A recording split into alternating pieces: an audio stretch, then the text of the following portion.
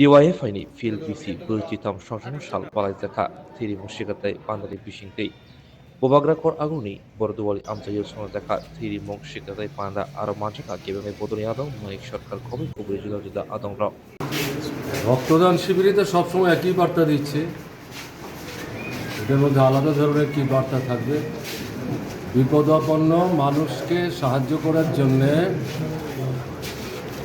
সেই মানুষের পাশে আরেকজন মানুষকেই দাঁড়াতে,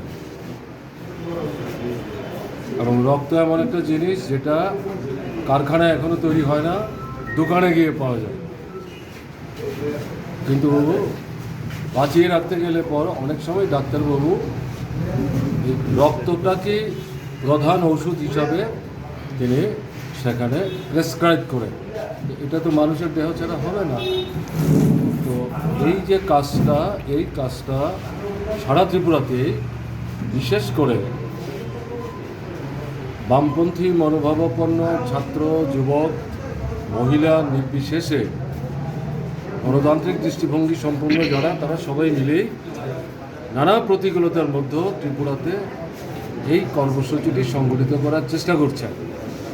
আক্রান্ত হচ্ছেন, তবে ইদানিং লক্ষ্য করছি প্রথম থেকেই নতুন সরকার আসার পর যেভাবে রক্তদান শিবিরের উপর আক্রমণ সংগঠিত করার চেষ্টা করেছে, তাতে তারা জনগণ থেকে বিচ্ছিন্ন হয়েছে। ইদানিং এই আক্রমণটা তুলনামূলকভাবে কম, এবং সমস্তটাকে মোকাবেলা করেই এলাকা এলাকায় যুবকরা, ছাত্ররা মিলিতভাবে রক্তদান শিবিরে এগিয়ে আসছে। এখানে যেটা হচ্ছে, ভারতের গণতান্ত্রিক যুব ফেডারেশনের প্রতিষ্ঠার ৪৩তম বার্ষিকী উপলক্ষে সারা ত্রিপুরাতে ডিওয়াইএফআই সিদ্ধান্ত নিয়েছে এই সময়ে এক সপ্তাহ ব্যাপী রক্তদান শিবিরের আয়োজন হবে।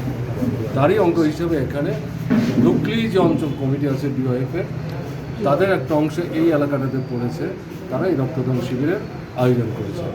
যারা ইতিমধ্যে রক্ত দিয়েছেন তাদেরকে আমি অশেষ ধন্যবাদ জানাচ্ছি।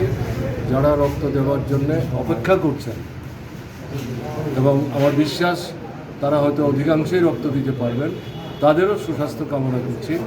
এবং তাদের সবার কাছে আবেদন থাকবে, বছরে একবার না, অন্তত 4 মাসে একবার দেওয়া যায়, 3 বার তো দেওয়া যেতেই পারে। 3 বার না দিতে পারলেও 2 বার রক্ত দিলে স্বাস্থ্য কারোর খারাপ হয় না। যে বাড়িটাতে রক্তদান শিবিরের আয়োজন হচ্ছে, এই বাড়িটা কয়েকবার আক্রান্ত হয়েছে 18-র নির্বাচনের পর। এই যুবকরা, ছাত্ররা, তারাই এলাকার মানুষের সাহায্য নিয়ে পরিষ্কার পরিচ্ছন্ন করে আবার এটাকে কাজের পরিবেশ ফিরিয়ে আনার জন্য ভূমিকা দিচ্ছে। এলাকার মানুষের সমর্থন ছাড়া এটা তাদের পক্ষে করা সম্ভব হতো না। এই ধারা যুবকরা তারা অব্যাহত রাখবেন, এটাই আমাদের তাপস দত্তের বাড়িতে ব্লাড ডোনেশন ক্যাম্প ছিল, ওইখানে এটা করা হয়েছে। তাই হ্যাঁ, কোথায় হচ্ছিল ওটা? তাপসদার বাড়িতে ওখানে আক্রমণ করেছে। তা আপনারাই খবর দিচ্ছেন, আমি যখন এই এলাকার কথা বলছিলাম, তুলনামূলকভাবে আক্রমণটা একটু কমছে, কিন্তু সব জায়গায় তো তা না।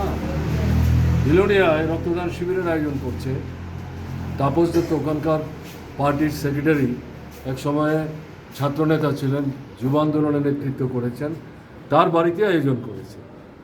এই রক্তদান শিবির ভণ্ডুল করবার জন্যে তার বাড়িতে গিয়ে আক্রমণ করেছে। এ তো অমানবিকতা। মানে বিজেপি তাদের সঙ্গে যে যুবকরা, ছাত্ররা চলাফেরা করছে, তাদেরকে কি মানসিকতা নিয়ে গড়ে উঠতে সাহায্য করছে, এ থেকেই তো পরিষ্কার হয়ে যাচ্ছে। আমরা বলছি মানুষকে মানুষ হিসাবে মানুষের মতো গড়ে উঠতে সাহায্য করে, এরা তো উল্টো করছে, পাশবিক দিকে নিয়ে যাওয়ার চেষ্টা করছে। এ তো সমাজের জন্য এটা তো চরম বিপদের একটা পরিমণ্ডল তৈরি করছে। এগুলো কিছু না, এগুলো জনবিচ্ছিন্নতা। যত দুর্বল হচ্ছে, যত মানুষ থেকে পেছন দিকে সরে যাচ্ছে, ততই ভীত সন্ত্রস্ত হয়ে এই ধরনের আক্রমণগুলি সংগঠিত করার চেষ্টা করছে। এতে করে পার পাবে না। মানুষ সব দেখছে, মানুষ সব শুনছে, মানুষ তার নিজের অভিজ্ঞতাতেই সিদ্ধান্ত নেয়।